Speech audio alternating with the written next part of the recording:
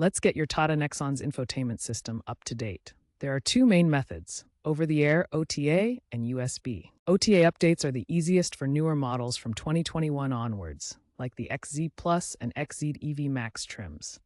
You need an active Tata Connect subscription, which is usually free for the first 4 years. Ensure your car is parked with the engine on and connected to Wi-Fi or 4G. Updates are automatically pushed, or you can initiate them via the Tata Connect app. Download sizes range from 500 megabytes to 2 gigabytes, and installation takes 20 to 30 minutes. USB updates are used for older models before 2021 or when OTA isn't possible.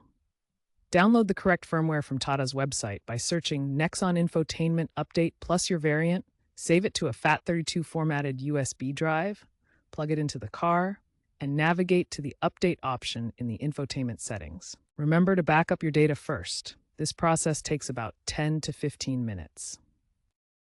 Your Tata Nexon's navigation uses Here Maps, updated quarterly via OTA or USB.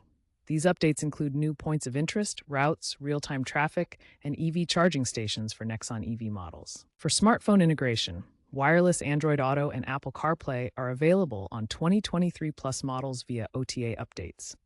Simply pair your compatible smartphone via Bluetooth Wi-Fi and enable it in the infotainment menu. Wired connections are supported on all trims. This lets you mirror apps like Google Maps, Spotify, and WhatsApp.